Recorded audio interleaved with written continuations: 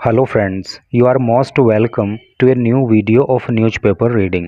Newspaper reading की एक नई वीडियो पे आपका स्वागत है और ये न्यूज़ आपके कंपटीशन की प्रिपरेशन के हिसाब से काफ़ी इम्पोर्टेंट है और इंग्लिश सीखने के हिसाब से भी ये न्यूज़ काफ़ी अच्छी है क्योंकि इसके अंदर कई सारे बहुत महत्वपूर्ण इम्पोर्टेंट वर्ड्स आपको सीखने के लिए मिलेंगे। तो चलिए शुरू करते हैं। China map row, PM call to respect national borders. क्या अर्थ हुआ? चाइना मैप रो, मैप का मतलब होता है मानचित्र और रो का मतलब होता है झगड़ा या विवाद या पंक्ति। तो यहाँ पर झगड़े से उसका सेंस लिया जाएगा।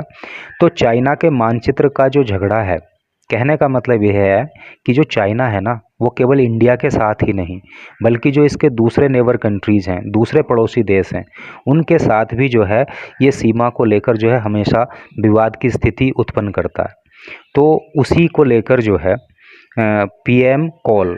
देखिए यहाँ पे मैं आपको एक ग्रामेटिक फैक्ट बता दूं कि कॉल जो है यहाँ पे एज ए वर्ब यूज नहीं हुआ है क्योंकि पीएम सिंगुलर नंबर है और अगर call as a verb use होता तो यहाँ पे एस लगा हुआ होना चाहिए था। तो ये एज ए वर्ब यूज नहीं हुआ है बल्कि ये एक नाउन के रूप में प्रयोग हुआ है। तो पीएम कॉल का मतलब हो गया प्रधानमंत्री का आह्वान। टू रेस्पेक्ट, रेस्पेक्ट का मतलब होता है सम्मान करना। नेशनल का मतलब होता है राष्ट्रीय। नेशनल को इन्होंने ऐसे शॉर्ट में लिख दिया है, तो नेशनल का अर्थ आप जानते हो राष्ट्रीय, और बॉर्डर का तो आप जानते ही हो सीमाएं। तो क्या टोटल का सेंस हो रहा है कि चाइना के मानचित्र को लेकर जो विवाद है उस पर प्रधानमंत्री मोदी ने आह्वान किया कि हम सभी को राष्ट्रीय सीमाओं का सम्मान करना चाहिए, तभी विवाद हल हो सकते हैं। तो चलिए आगे बढ़ते हैं। और ये बड़ी खूबसूरत एक पिक्चर, एक फ़ोटो आप यहाँ पे देख पा रहे हो। मोदी जी हैं और बाकी लोग हैं और इस फोटो के नीचे लिखा है PM Modi with US vice president Kamala Harris.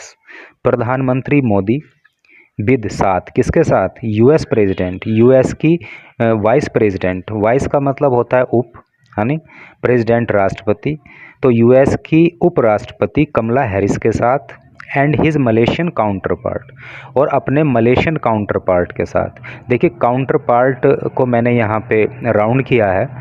Actually round मैंने इसलिए किया क्योंकि हमारे एक सब्सक्राइबर हैं, उन्होंने कहा कि सर कुछ वर्ड्स को राउंड कर दिया कीजिए, इंपॉर्टेंट वर्ड्स को, ताकि वो हाईलाइटेड हो जाएं और हमारा सीधा ध्यान वहाँ पे जाए। तो उनकी बात मानते हुए मैंने कहा चलो भाई ट्राई करते हैं। तो काउंटर पार्ट का मतलब होता है समकक्ष। तो प्रधानमंत्री मोदी के अगर कोई समकक्ष है तो वो कौन होगा? किसी देश का प्रधानमंत्री होगा। तो मलेशियन काउंटर पार्ट यानी कि मलेशिया के प्रधानमंत्री मोदी के समकक्ष, यानी कि इनडायरेक्टली क्या सेंस हो रहा है कि मलेशिया के प्रधानमंत्री, जिनका नाम है Anwar Ibrahim, at the Asian summit in Jakarta Thursday को एशियन समिट में जो जकार्ता में हुई उसमें। तो पूरी लाइन का, पूरे सेंटेंस का क्या अर्थ है कि प्रधानमंत्री मोदी यूएस की उप राष्ट्रपति कमला हैरिस के और मलेशिया के प्रधानमंत्री अनवर इब्राहिम के साथ कहाँ पे?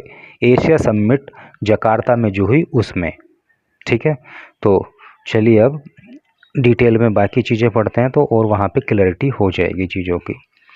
Says rules based order needed to minimise conflict. Says कहते हैं, यानी कि मोदी कहते हैं, रूल बेस्ड ऑर्डर, जो नियम पर आधारित आदेश हैं, नीडेड उनकी आवश्यकता है, टू मिनिमाइज, मिनिमाइज का मतलब होता है कम करना, कॉन्फ्लिक्ट का मतलब होता है विवाद या झगड़ा। तो क्या सेंस हुआ कि मोदी का कहना है कि नियमों पर आधारित जो आदेश हैं उन्हीं से जो है इस विवाद को कम किया जा सकता है।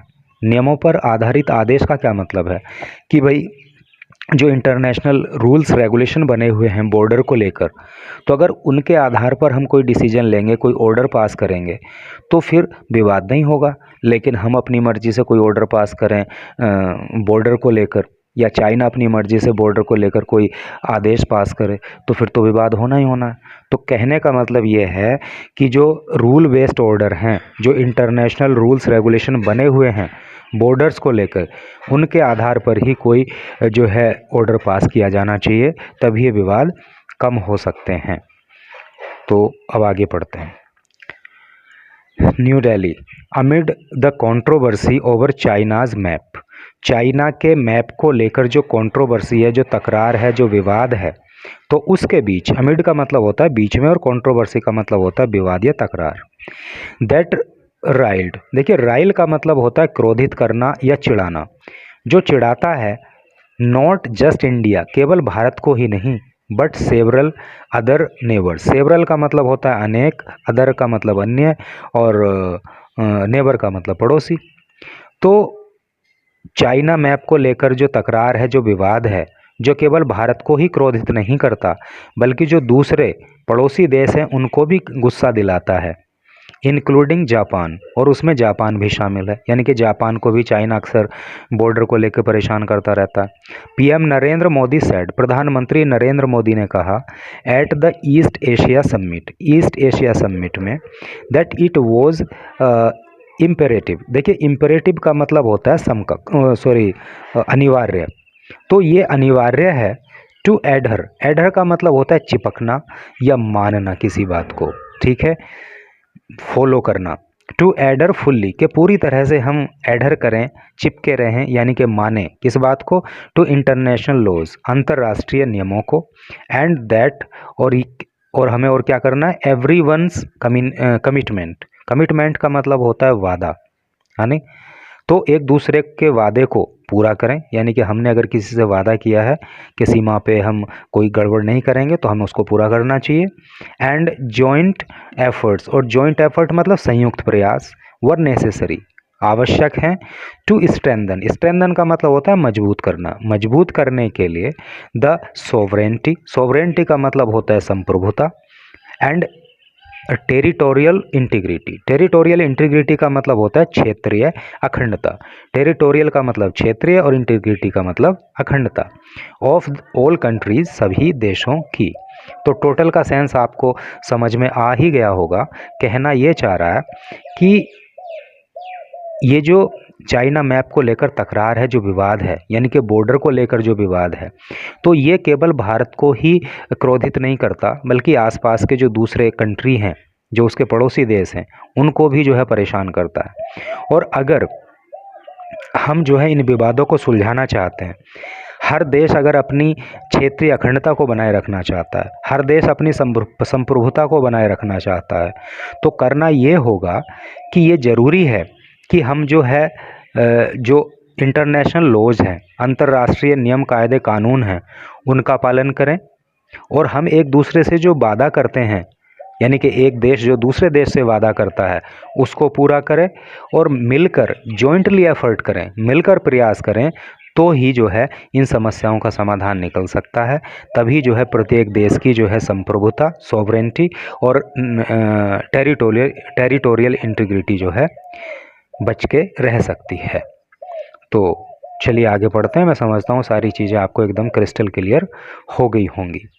रिकॉलिंग हिज मैसेज, रिकॉल करते हुए, याद दिलाते हुए, हिज मैसेज, अपने संदेश को, दैट टूडेज एरा, कि जो आज का एरा है, एरा का मतलब होता है युग या दौर, तो जो आज का दौर है, इज़ नॉट फॉर वॉर, ये युद्ध का नहीं है।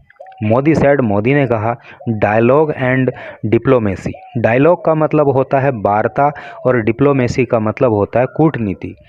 तो वार्ता और कूटनीति वॉज द ओनली पाथ, केवल वार्ता और डिप्लोमेसी ही एक पाथ है, एक रास्ता है। पाथ का मतलब रास्ता होता है, रास्ता है to resolution of dispute, dispute का मतलब होता है विवाद।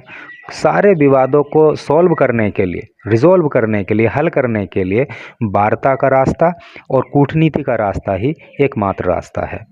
Apart from the east Asia summit, east Asia summit के अलावा, अपार्ट फ्रॉम का मतलब होता है अतिरिक्त, अलग। तो ईस्ट एशिया समिट के अलावा, where China was represented by premier Li Qiang, जहाँ पे चाइना का प्रतिनिधित्व ली क्वांग ने किया। मोदी ऑल्सो पार्टिसिपेटेड, मोदी ने भी पार्टिसिपेट किया। पार्टिसिपेट का क्या मतलब होता है, हिस्सा लेना या भाग लेना। तो उस समिट में मोदी जी ने भी हिस्सा लिया।